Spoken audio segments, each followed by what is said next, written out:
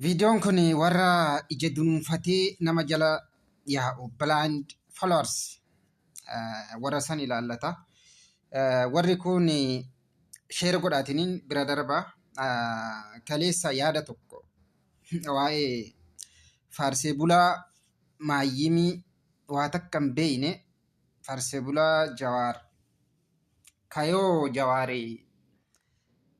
irratti namni yaada tokko dhiyeessee Jawaar waa dubbata. Dhimma uummataa tokko dubbata. Yaada tokko kaasaa bakka tokkotti argama. Yaada Jawaar san irratti yoo namni dhuunfaa tokko yaada kennate dhaqee nama san arrabsu yaada tokko malee sababa tokko malee yoo Jawaar yaada uummataa tokko maxxansullee inni jala dhaqee wanni inni jiru gooftaa kennaa, mootii kennaa, mootummaa kiyyaa, kiingii, daadaa, baabaa, maamaa warra jedhan jechuudha. Warra sanii yaada wayii ani posti goonaan na jala dhufeen arrabsaa ture. Anyway, ani nama waan godhuu fi maaliif akka godhu nama beekuudha. Akka kan kee duudaa maayyimii miti jechuudha. Maayyimii waa takka hin beeyne kan nama faarsu, kan nama jala deemu, kan nama hordofuu miti jechuudha. Nama yaada itti amanu, waan beeku, waan sirrii, waan ta'uu qaba jedhee itti amanu nama geggeessudha. Kanaaf Jawaar maqaa Jawaariin ammallee taanan maqaa Jawaariin nama jala dhayxee naman arrabsin. Nama dhuunfaa maqaa Jawaariin Jawaariin waa je'ee Jawaar arrabsite jettee fiigdee miidiyaa nama dhuunfaa namni yaada isaa irratti ibsate jala dhayxee naman arrabsin. Yoo kasirra jiru kuni dhagaa yoo ta'u baatte dhagaadha dhawu beekumsaan qabduun baranne san siif hin hubadha jechuudha. Garuu immoo waan gaariin siif dhaama waan ta'eef maqaa nama dhuunfaa yaada mataa isaa ibsatu tokkootiin dhaqxee naman arrabsin jechuudha. Yaada yaadan deebisi.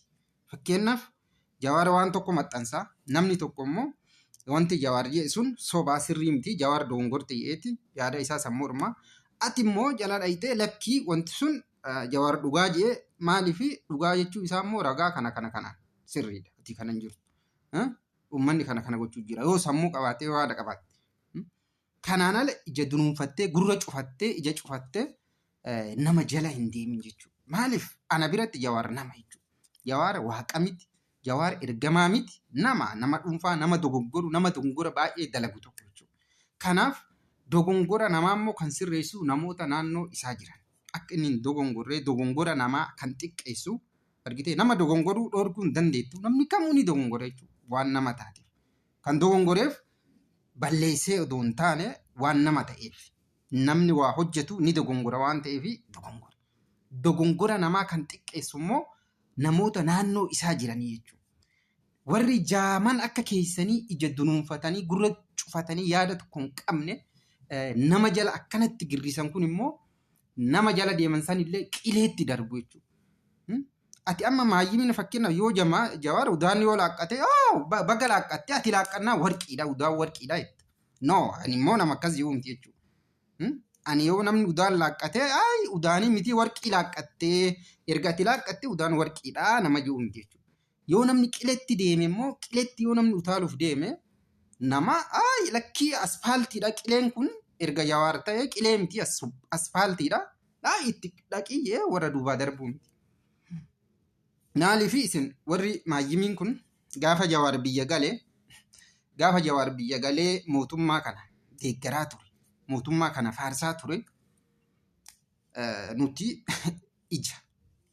ija achi gaara duubatti boru bira dabartee iftaanitti waan iftaan ta'a agartu of keessaa qabna. Jaama miti waan ta'eef lakkii ni nyaadhamtaa. Warri kun karchallee si galchuun isaanii ifa galaadha. Dhaabbadhu jechaanii turre jechuudha. Ati amma asii harka dibbee harka waliin rukuttu kanaa miti. Gaafsan illee warri akka keetii kun hoolaan akkuma har'aa kanatti dhufee nu arrabsa. Gaafa nuti gaafsanis dhugaa itti himnus isumaan nu arrabsa. Hoolaan kun sun garuu hoolaan gaafsan nu arrabsaa turanii har'a deeggartoota Abiyyi faarsaa. Ati har'uma Jawaar dibbee dhuufta malee kaayyoo hin qabdu beekumsaan isa jala hin deemtu. Isaafis bu'aa takka hin buuftu jechuudha. Boru nama biraa faarsita. Boru bakka biraa galtee nama biraa faarsita. Maaliif har'a yaada tokkotti amantee kaayyoodhaan yaadaan nama jala hin deemtu waan ta'eef. Kanaaf kaayyoo waan itti amante tokko hordofi malee nama hordofi. Nama hordoftu san immoo gaafa inni sirrirra jiru sirrirra jirta. Gaafa inni sirrirra hin jirre immoo dhaabbadhu karaan kun qiletti si oofaa si gataa jedhe. Kanaan ala miidiyaa namaa jala deemtee yaada namaa namni dhuunfaa yaada isaa akka barbaadetti ibsatuu danda'u dhaqxee nama arrabsin jechuudha. Siif gala miti. Akkasii